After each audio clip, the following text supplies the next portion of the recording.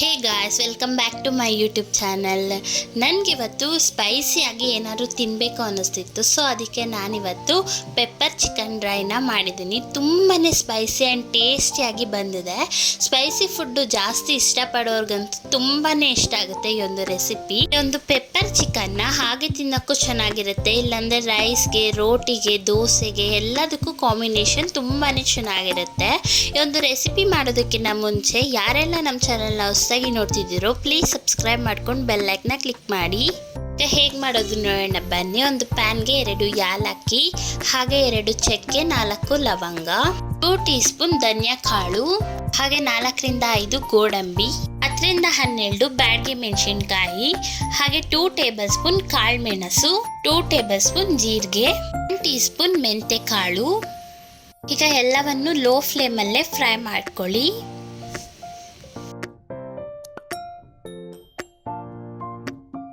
ಈಗ 2 ಮಿನಿಟ್ಸ್ ಆಗಿದೆ, ಬಣ್ಣ ಎಲ್ಲನೂ ಸ್ವಲ್ಪ ಚೇಂಜ್ ಆಗಿದೆ. ಈಗ ಸ್ಟವನ್ನು ಆಫ್ ಮಾಡಿ ಆರಕ್ಕೆ ಬಿಡಿ. ಈಗ ಒಂದು ಮಿಕ್ಸಿ ಜಾರ್ನ ತಗೊಳ್ಳಿ. ನಾವು ಆಗಲೇ ಹುರಿದಿಟ್ಕೊಂಡಿದ್ವಲ್ಲ ಆ ಒಂದು ಮಸಾಲೆ ಎಲ್ಲನೂ ಹಾಕೊಳ್ಳೋಣ. ಫುಲ್ಲು ಆರಿರಲಿ, ಆರಿಲ್ಲ ಅಂದರೆ ಒಂಥರ ಗಂಟು ಕಟ್ಬಿಡುತ್ತೆ. ಇವಾಗ ಇದನ್ನು ನುಣ್ಣಗೆ ಪುಡಿ ಮಾಡ್ಕೊಂಡು ಬನ್ನಿ. ನೋಡಿ, ಈ ಥರ ನುಣ್ಣಗೆ ಪುಡಿ ಮಾಡ್ಕೊಂಡು ಬಂದಿರಿ. ನೋಡಿ ಎಷ್ಟು ಚೆನ್ನಾಗಿ ಕಲರ್ ಎಲ್ಲನೂ ತುಂಬಾ ಚೆನ್ನಾಗಿ ಕಾಣಿಸ್ತಿದೆ. ಈಗ ಸ್ಟವ್ ಆನ್ ಮಾಡಿ ಒಂದು ಪ್ಯಾನ್ನ ಹಿಡಿ.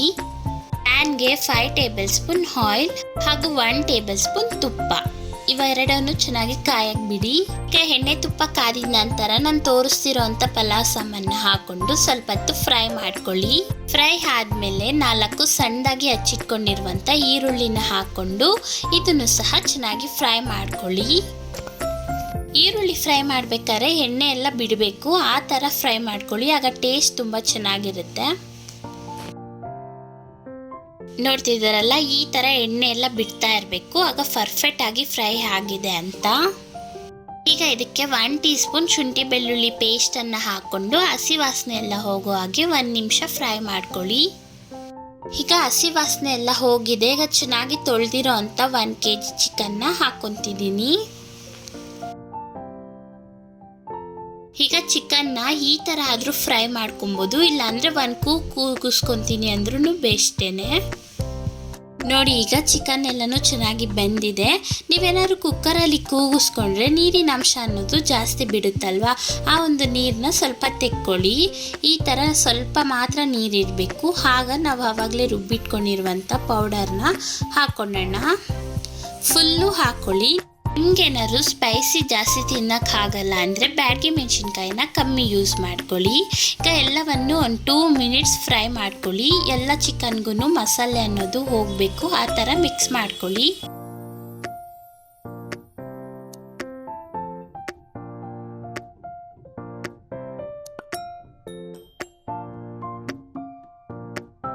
ಈಗ ಎಲ್ಲವನ್ನು ಮಿಕ್ಸ್ ಮಾಡ್ಕೊಂಡಿದ್ದಾದ್ಮೇಲೆ ರುಚಿಗೆ ತಕ್ಕಷ್ಟು ಉಪ್ಪನ್ನು ಹಾಕೊಳ್ಳಿ.